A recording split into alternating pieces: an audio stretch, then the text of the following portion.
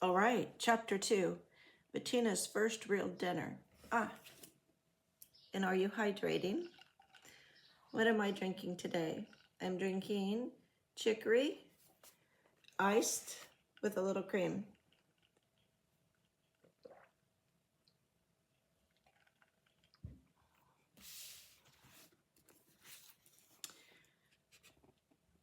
Say, isn't it great to be alive? Exclaimed Bob as he looked across the rose-decked table at the flushed but happy Bettina.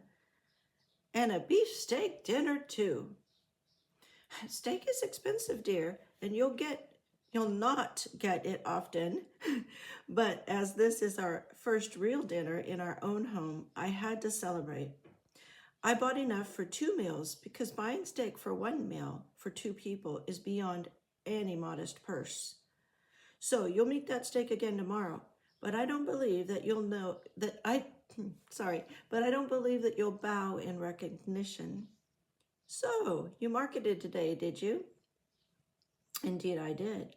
I bought a big basket and went at it like a seasoned housekeeper. I had all the staples to get, and lots of other things. After dinner, I'll show you the labeled glass jars on my shelves. It was such fun putting things away. June is a wonderful month for homekeepers. I've planned the meals for days ahead because I know that's best. Then I'll go to the market several times a week, and if I plan properly, I won't have to order by telephone. It seems so extravagant to buy in that way, unless you know exactly what you're getting. I like to plan for leftovers, too. For instance, the peas in this salad were left from yesterday's dinner, and the pimento is from that can I opened. Then, too, I cooked tomorrow's potatoes with these to save gas and bother. You'll have them served in a different way, of course.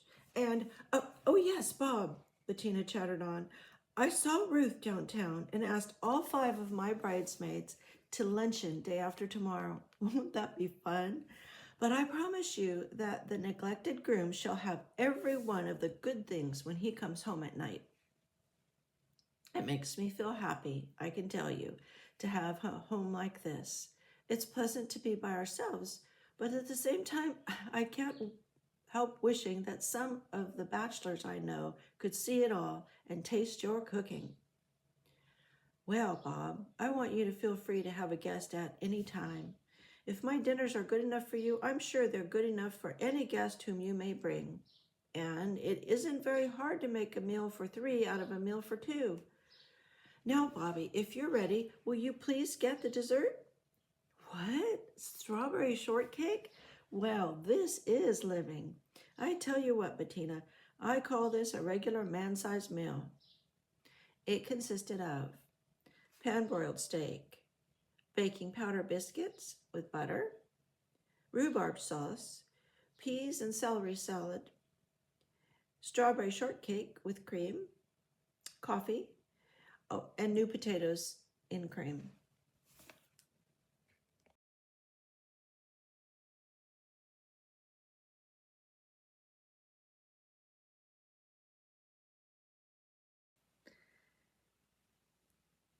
Well, now it's our time to talk about chapter 2, Bettina's first real dinner. And remember that the menu was pan-broiled steak, baking powder biscuits with rhubarb sauce, new potatoes in cream, butter for the biscuits also, and pea and celery salad, coffee with cream, and strawberry shortcake.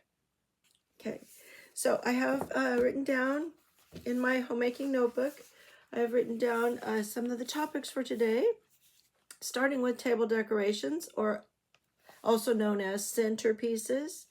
So going something beautiful to set in the center of the table, which makes a focus for the family or those who are the couple who are sitting at the table, or the single person sitting at the table, has something beautiful to look at.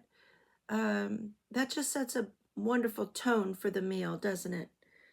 I noticed that she went out and got some roses from a neighbor, or talked about that, didn't she? So I don't have any really close neighbors down the road. I have a neighbor who has roses, and I thought about asking if I could cut some just to show you. But I thought, well, you know, the whole idea is using what you have. And what I have in my yard right now are these yellow snapdragons and this orange and yellow lantana. So aren't they beautiful? I am so glad that God left us with so many beautiful flowers and beautiful colors in this fallen world. So he is good, and he's a wonderful creator. And so just look at those. Aren't they lovely? So I could obviously make a little centerpiece with these because I have them. And also sometimes if you don't have any flowers in bloom, you can use greenery. Just trim a little greenery from outside off of a bush, or some leaves off of a tree, a little thin branch off of a tree, and put that in a vase. Other times people make centerpieces with other natural items like rocks and shells and so forth. So think about adding some beauty to your table with a centerpiece. And next we're going to talk about her market basket. So she went to the store. She said she got herself a big basket. And so, you know, hopefully you are using your reusable shopping bags. This is one that I have two of these, and they roll up into such a nice small container. And then you see they're very large and roomy. These are Chico bags is what they're called, and very strong. So this is what I use for my shopping basket. Again, I have two of these. They're usually sufficient. I really hate paying the dime here in California. It just irks me even just to pay that extra dime for a bag from the store. And sometimes they offer plastic, sometimes also paper, but I don't like getting those and wasting that dime, because as Benjamin Franklin said, a penny saved is a penny earned. He said every penny counts that way. And so what about every dime, right? All right. So the next thing I wanted to talk about is our staples. That she was labeling she transferred everything into her glass jars and labeled them. So like here I have my chia seeds in a glass jar. And I really like these kind that have the metal fasteners and the rubber gasket because they seal really well. And so that would keep out any moisture and any insects that might be in your house unwelcome. Now, I'll tell you that that's probably the reason she's transferring her staples into glass jars, is to keep out mice and insects, right? So good idea. Good idea. It's something to think about. You don't have to have a label maker, but you can use one if you want. So you can see I'm needing to refill both of these really soon. Well, I like to get to the bottom,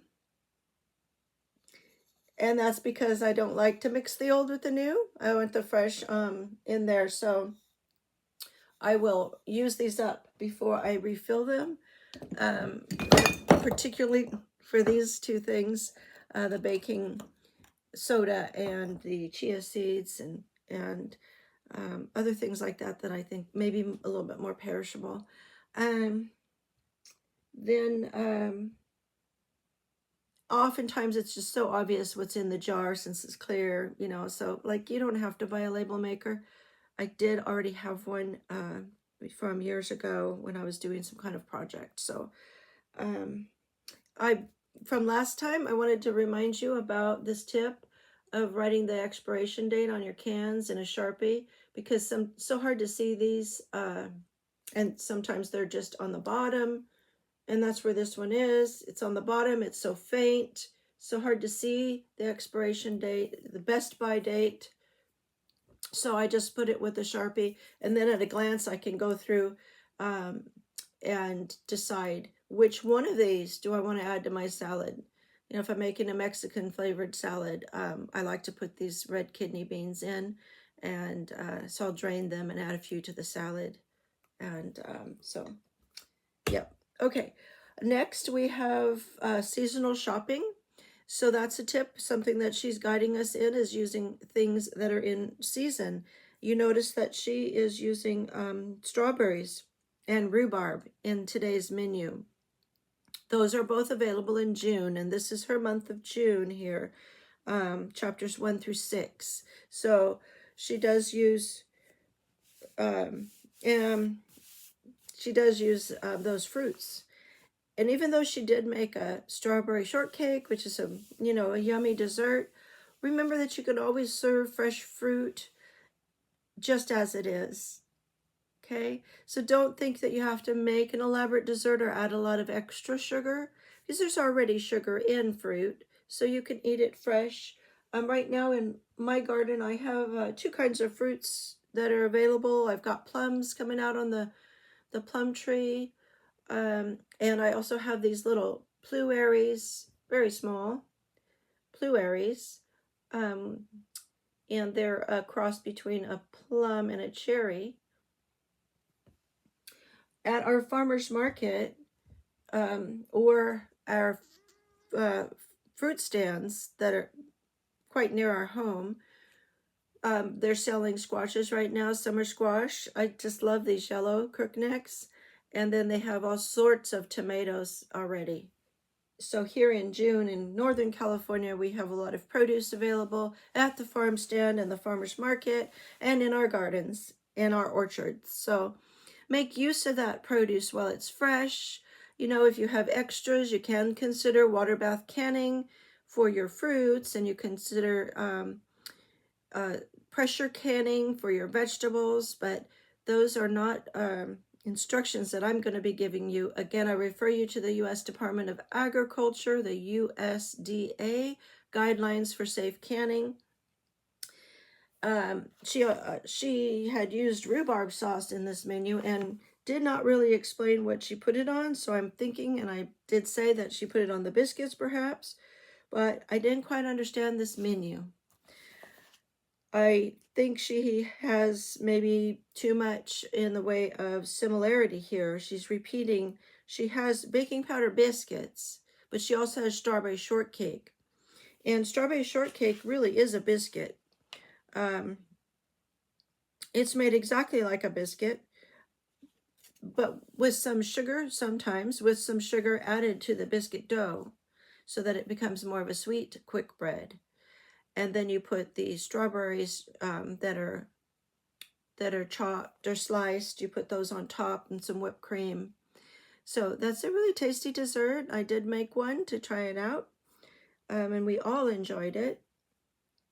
But to also have baking powder biscuits and rhubarb sauce seems almost like a duplication of types of food in the same meal. So that's my little critique of her menu there.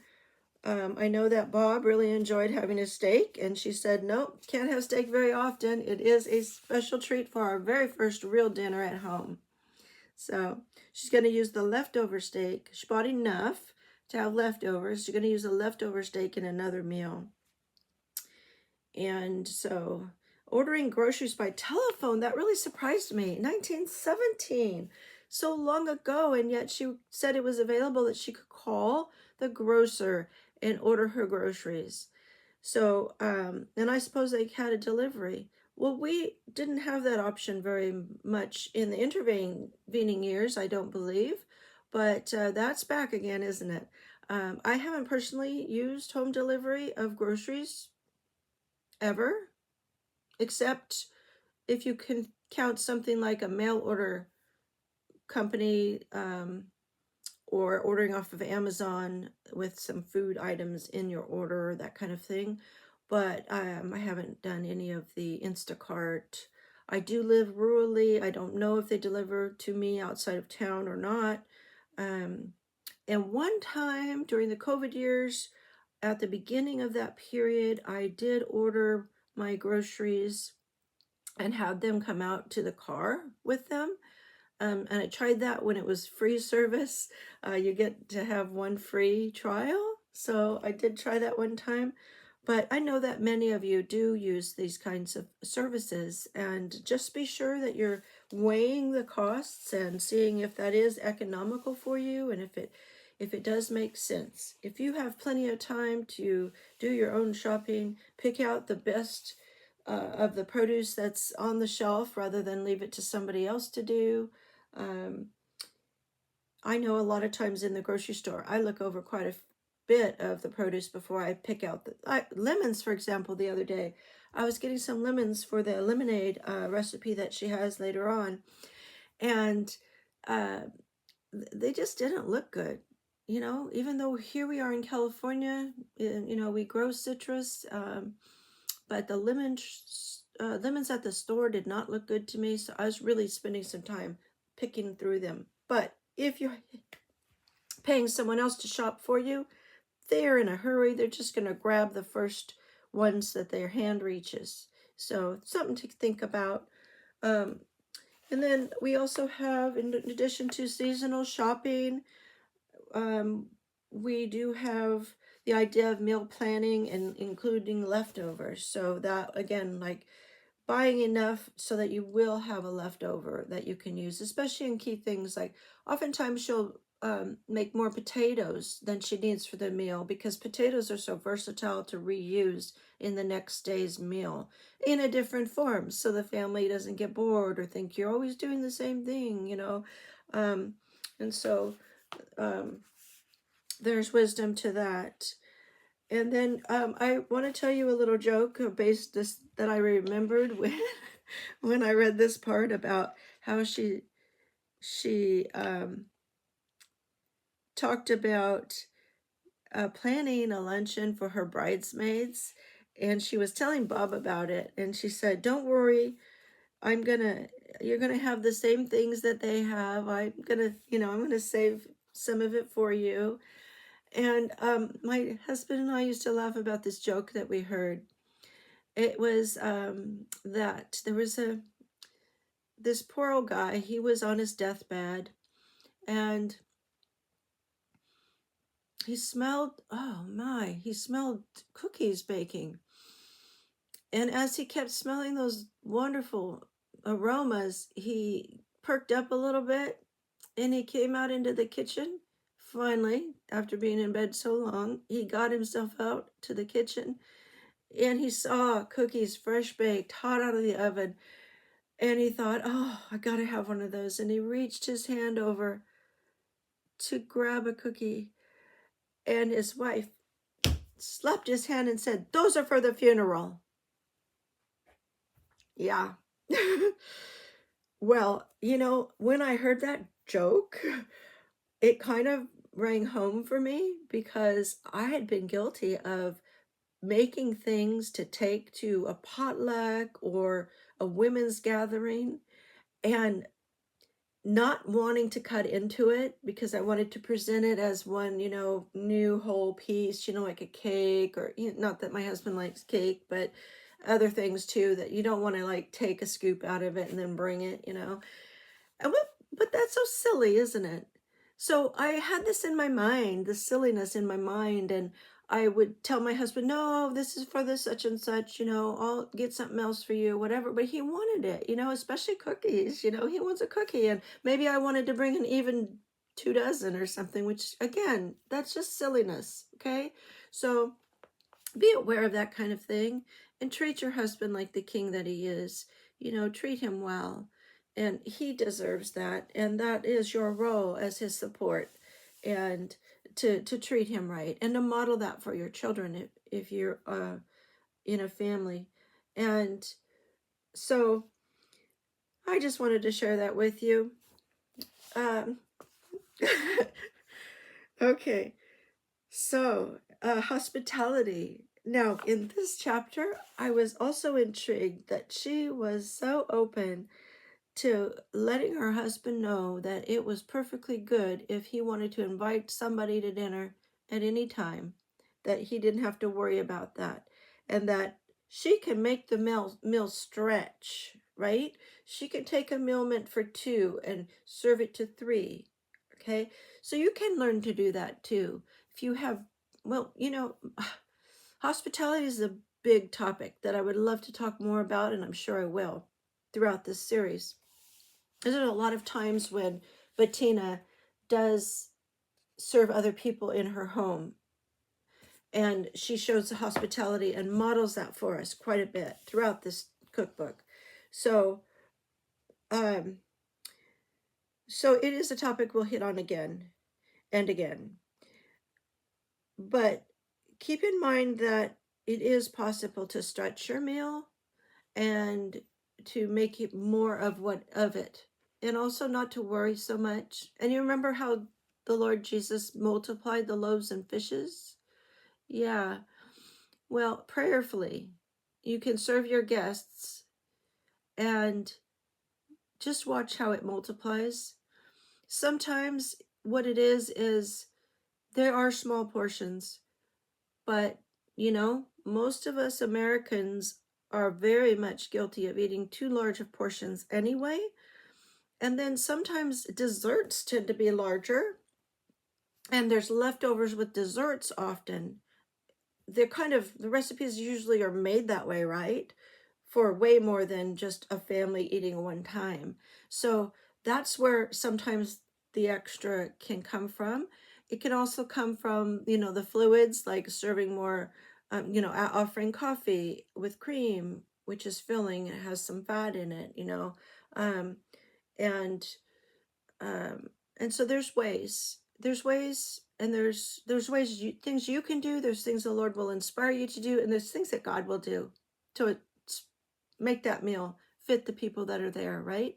Okay, so that's about a little bit about hospitality and stretching your meals and encouraging your husband to feel comfortable inviting his coworkers over for a meal, his boss, whoever it is. That's what happens with Bob. He'll do that sometimes, and Bettina has a great attitude about it that she's modeling for us. Okay, and last of all, I was going to mention white sauce. Okay, she serves in this particular menu new potatoes and cream. And what that is it says white sauce for new potatoes. She makes that with melting some butter, adding like 2 tablespoons of butter, adding 2 tablespoons of flour to the melted butter, putting a little salt and pepper in that, like about a half a teaspoon of salt, and maybe even some paprika, maybe a fourth a teaspoon of paprika. And what she does is she blends that together and then adds in slowly a cup of milk, stirring constantly. And what happens is it becomes a sauce. It thickens.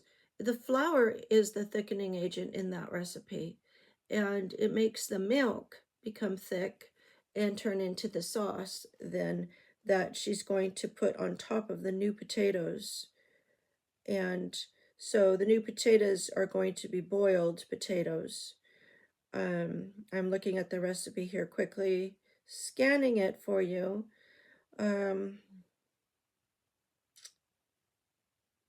Yep, she pours the white sauce over the boiled potatoes. So, and she did salt the water when she cooked the potatoes, of course, which needs to be done.